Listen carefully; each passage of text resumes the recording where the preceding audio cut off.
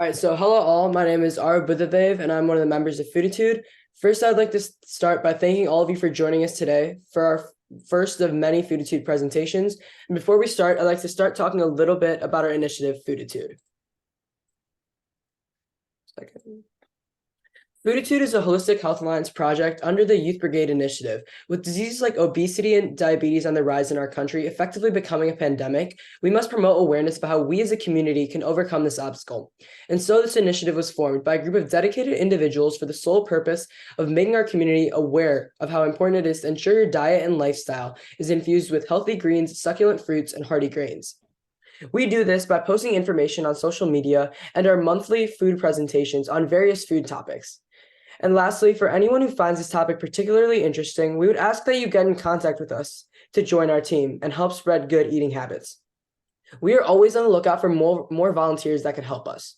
And just as a disclaimer, I'd like to mention that we're just presenting the information based on our research, and we are not professionals in this field. Now I'd like to introduce our speaker for today, who is Amogh, who will be speaking about when you should eat. Hi everyone, my name is Amogh Prakash, and let's set this up. Okay, can everyone see? Okay, so today I'm going to talk to you about when you should eat. So my name is Amogh Prakash, and here we go. So before we start, a quick disclaimer. I'm not a professional. This is just my research, and there's many different ways that you can eat, and there's many different diets and everyone's body works differently. But this is just my research, and this is what I have found. So why does it matter when you eat? Well, by eating at the right time, you can give your body so many benefits, such as maintaining a healthy body weight, getting more energy, and having that energy last longer. It can help you with digestion be quicker and easier. It can help fight diseases, regulate your circadian rhythm, decrease inflammation, and increase your metabolism, which again can help you maintain a healthy body weight. Now, breakfast. Well, you want to eat breakfast within an hour of waking up. And this is so that you keep breakfast from blending into a mid-morning snack, which is way lighter than a breakfast should be. Breakfast should be a heavier meal because it sets the stage for your nutrition throughout the entire day. And you want to eat breakfast, otherwise, you can be feeling drained and reaching for snacks by mid-morning, which again, we don't want to do. Eating breakfast also prevents your body from wasting stored energy from previous meals. During breakfast, you want to try to have 3 different food groups in your breakfast, such as dairy, lean protein, high fiber, carbohydrates, fruits, veggies, and fats. Different foods provide different types of key nutrients, which is why it's important to have a variety of food groups in your breakfast. Another benefit is that it simply makes your meal more enjoyable and less boring, so that you feel better eating. Lunch. Well, you want to eat lunch about 4 to 5 hours after you eat breakfast. And if that's not possible, then you should try to plan a snack in between the 2 meals. If you need a snack, include a mix of protein and carbohydrates, as those give you more energy so that you can last all the way until lunch. Now, the goal of the snack is to prevent you from becoming too hungry between meals, so you don't want a heavy snack and you want a heavier lunch. Lunch should be eaten at the peak of your metabolism, which is around 1 o'clock. So you don't want to have lunch any later than that. Now, it's not bad to eat unhealthy lunches every now and then, but you want to avoid having fast food or greasy and oily lunches every single day, as that is when it becomes a problem. Now, again, with lunch, you want to have those same 3 different food groups, but you want it to be a little bit more particular. You want to have different foods than you had previously. So if you need more energy, you want to have more protein and carbohydrates. Lunch should be a heavy meal that can carry you until dinner and the rest of your day's activities. And you want to try to have 75% of your daily calories before 4 p.m., which is why it's important to have a heavy lunch. Now, if you need a snack in between 2 meals, whether that's after lunch or before lunch, it should be just enough energy to get you throughout the day. Now, if you need an immediate energy, such as because you're about to go work out, then carbs are helpful as they give you much more energy. And right after 20 minutes after you work out, but in less than 20 minutes, you want to have carbohydrates so that you can replenish the energy that was lost in the workout and help your body recover easier.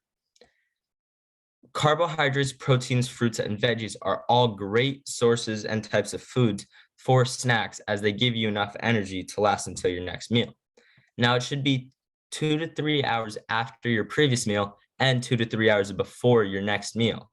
And this is so that your snack can help you get to your next meal without overtaking the role of a full meal. Now, for dinner, many people tend to overeat dinner because they have not eaten enough throughout the day, which is why you want to make sure you have proper food for breakfast and lunch and possibly your snack. Dinner time should be the same distance after lunch as lunch was for breakfast. So about 4 to 5 hours after lunch, you want to have dinner. Now, some people will need to eat a snack between lunch and dinner. And again, that's fine. Just make sure it's light and it can give you enough energy to get to dinner. You want to eat a few hours before sleeping so that you can allow your body to digest. And when you sleep, your body can focus on resting rather than digesting your previous meal. Now, you want to eat dinner in your final hours of heightened metabolism. So you don't want to have dinner after 7 p.m. Again, for dinner, you want 3 different food groups, and it should be according to your next activity. So you don't want as much carbohydrates in dinner because you won't need that immediate energy. Dinner should be a lighter meal that just helps you wind down and calm your body so that you can sleep easier at night. Now I want to talk about macronutrients and micronutrients. Macronutrients give your body enough fuel to take out its functions and do its functions. Macronutrients are proteins, carbs, and fats. Micronutrients give you immunity and energy boosts. Micronutrients are vitamins and minerals. A healthy balance of fruits and veggies will give you your recommended daily amount of micronutrients. You don't need to have specific foods with 90% of vitamin A, and that ways you don't get too much of a specific nutrient or mineral. Now, macronutrients, as I said, are proteins, carbs, and fats. Now, proteins will help aid your growth and your recovery, especially after workouts. It can help strengthen your immune system, and it can preserve your lean muscle mass. Carbohydrates fuel your body, and it can help your central nervous system function. Additionally, your body can store carbohydrates to fuel you later on. Fats help absorb certain types of nutrients, and they make your food much more tasty, which can help you enjoy your meals more and more. All right, and these are my sources. Thank you for listening, and just thank you. Is there any questions?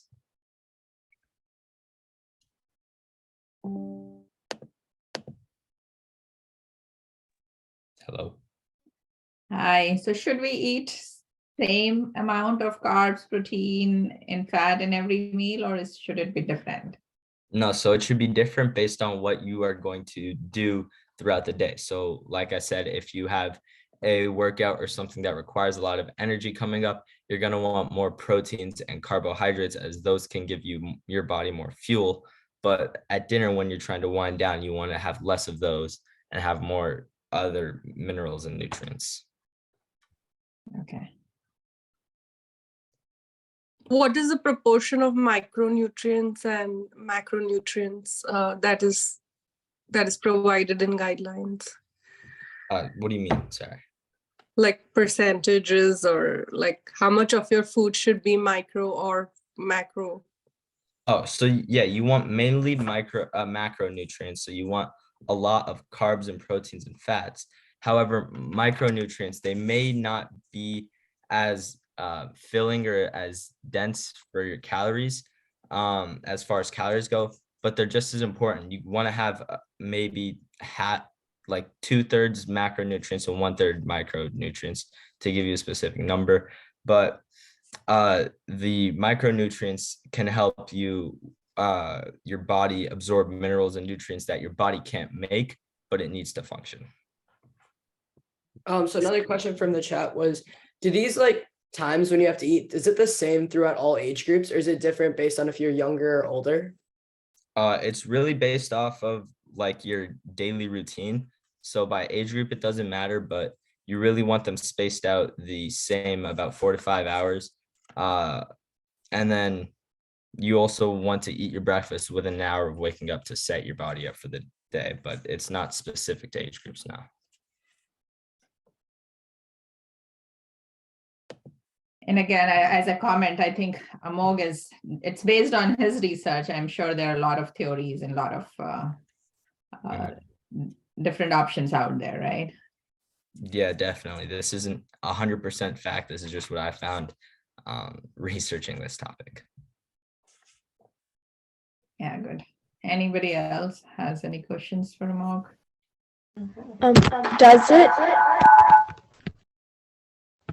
Does it negatively impact my metabolism if I eat foods or meals at the wrong time of day?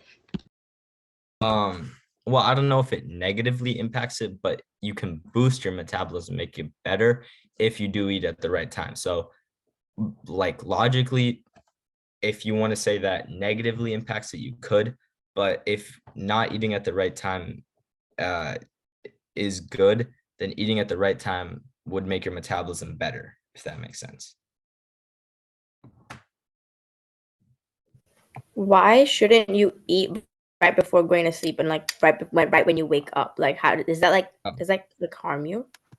So that's not just because of your hormones, but if that's what I heard correctly, but that's because you don't want your body to waste energy digesting the food when you're sleeping. Instead, you want to rest your body and prepare for the next day so that you can get a healthy sleep and wake up the next day feeling more refreshed, rather than having spent half of the night digesting and then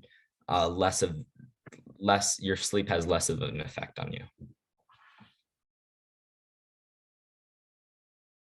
Okay. So like you mentioned how eating like after 7 is like not as good for your health. So is there like an optimal time in the morning to eat breakfast?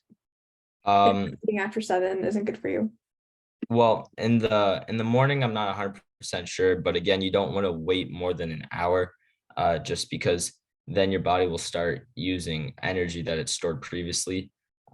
So if you can avoid, if you have to avoid eating, then that's fine. But if you can, you want to try and have it within an hour of waking up, and you want to just wake up at a healthy time. But that's more about your sleep schedule.